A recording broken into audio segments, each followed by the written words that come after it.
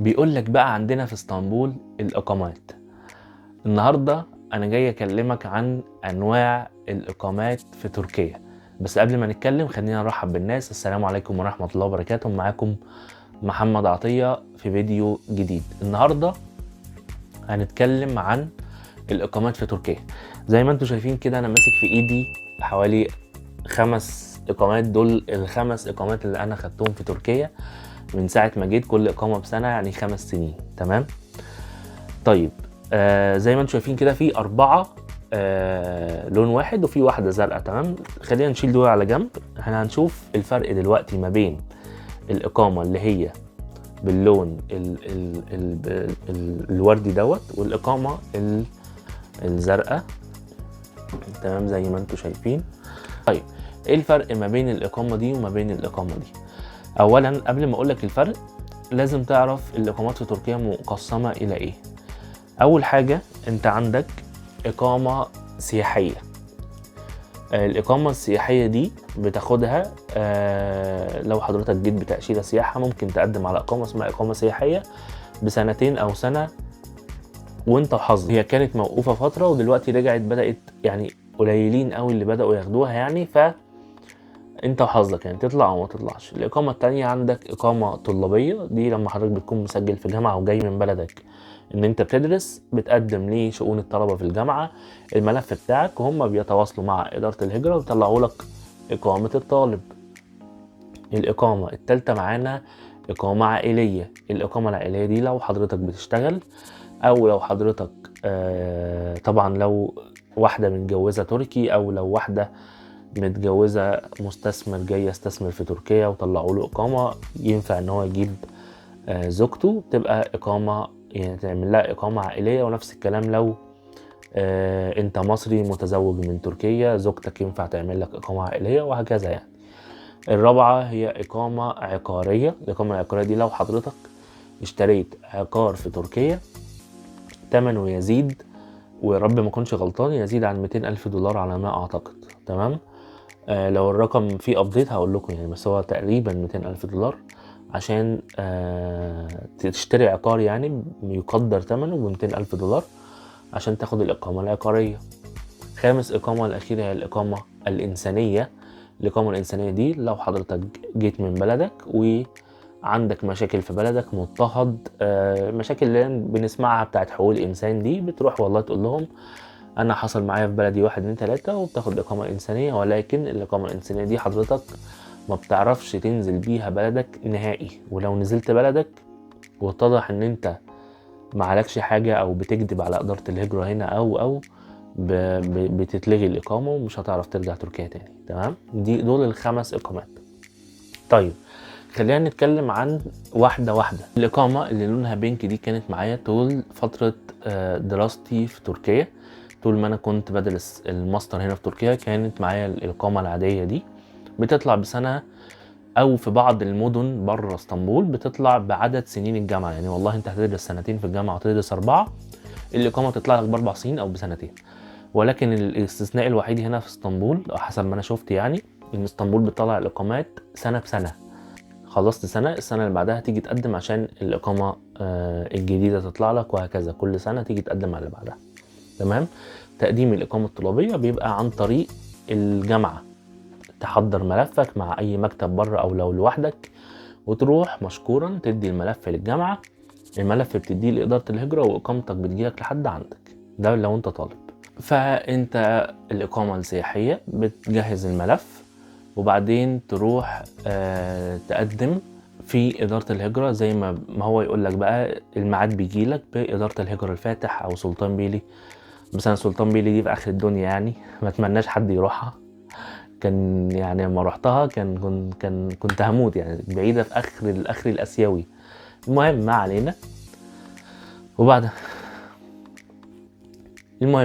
علينا. وبعد ما بتروح بتقدم الملف بتاعك وبتبصم، تعمل بصمة وتجهز الأوراق كلها في إدارة الهجرة. وفي بعض الموظفين على حسب إدارة الهجرة أنت تروحها بيعرفوا إنجليزي شوية، بعض الموظفين مش كلهم. تمام. بس وبعد ما بتقدم بتستنى بقى النتيجة، يجيلك رسالة على الموقع. تمام. ده بالنسبة للسياحية. وقلنا الطلابية. لما تيجي تشتري عقار مش شرط ان انت يكون معاك اقامه على فكره او جنسيه، بتشتريه بالتاشيره او بباسبورك عادي جدا جدا. دخلت تركيا سياحه، ربنا كرمك ومعاك فلوس، لقيت شقه عجبتك اشتريت، بعد ما بتشتري بتاخد حاجه اسمها الطابو. الطابو ده اللي هو زي عندنا في مصر عقد الملكيه بتاع الشقه، بيكون متنوتر يعني مسجل في الشهر العقاري. وبعد ما بيسجل تجهز برضو ملف الإقامة بتاعتك وتحط فيه عقد الملكية وتحط فيه كل الأوراق دي حسب ما المكتب يقولك وحسب ما تشوف انت على موقع إدارة الهجرة يعني. وبتقدم برضو، بتجيلك ميعاد وتقدم وتقول لهم إقامة عقارية وكذا وكذا وكذا، وتمشي في البروسيس يعني بتاعت التقديم. وبرضو بتستنى في بيتك والإقامة بتجيلك لحد عندك، بتجيلك عن طريق كارجو أو بيكلمك يقولك والله أنا واقف عند البيت. لو غالبا لو كلمك مرتين ثلاثه انت ما ردتش عليه بيسيبها لك في اقرب بي تي تي قريب منك. البي تي تي هو مركز او مكتب البريد. مكتب البريد زي ما موجود عندنا مثلا في مصر، في اي دوله هتلاقي مكتب بريد، هنا اسمه البي تي تي. تمام. فاي كارجو اي شحن بيجي لك لو كلمك 3 مرات في 3 ايام مختلفه وانت مش موجود في البيت، خلاص بيسيبها لك في اقرب بي تي تي وبتروح تستلمها من هناك، مفيش اي مشكله. ده بالنسبة للإقامة اللي قلنا العقارية والسياحية والطلابية تعليم. الإقامة الرابعة هي الإقامة بتاعت الإقامة العائلية. تمام.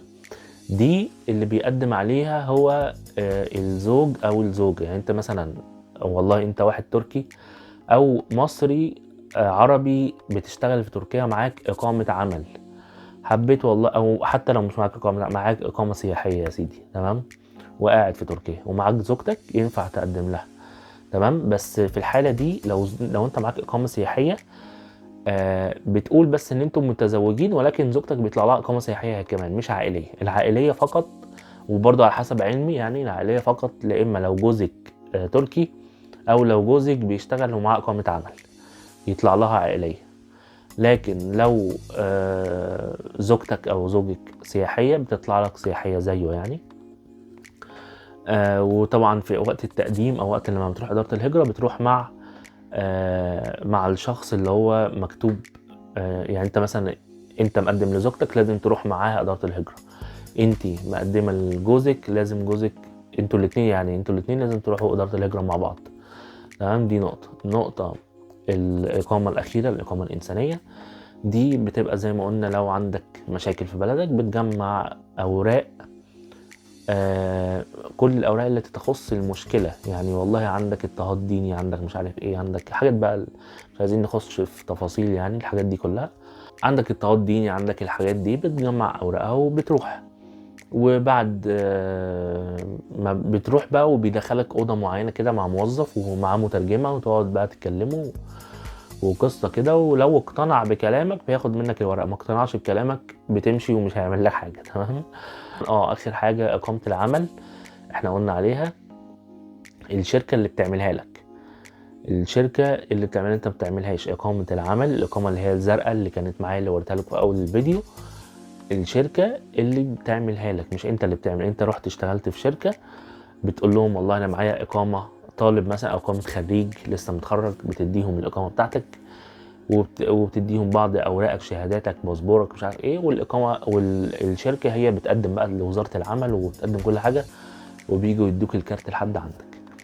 فالاقامه الزرقاء اللي وريتها لكم في اول فيديو دي اقامه العمل، والاقامه الثانيه دي سياحيه، طلابيه، عقاريه، عائليه، انسانيه، كلها بتبقى نفس اللون دوت، كلها بتبقى نفس الشكل ده. تمام. ولكن اقامه العمل الوحيده هي اللي بتبقى لونها ازرق كده. إقامة العمل هي اللي تبقى لونها أزرق كده. بس وإقامة العمل كل الإقامات اللي احنا قلنا عليها دي ما تؤهلكش للأسف للجنسية إلا غالبا الإقامة العقارية. الإقامة العقارية ممكن بعد مدة معينة تاخد جنسية، ولكن ما عنديش المعلومة بالظبط. والإقامة الطلابية في خلاف في الموضوع ده، يا إما كل سنين الطالب بتتحسب ضمن السنين المحددة للجنسية، يا إما بيتحسبوا كنص مدة. يعني لو انت قاعد طالب 4 سنين يتحسب لك 2 سنين بس، او يتحسب لك ال4 كاملين. برضو في خلاف في النقطة دي. ولكن إقامة العمل القانون محدد فيها جدا، يعني بعد 5 سنين من إقامة العمل تقدر إن أنت تقدم على جنسية.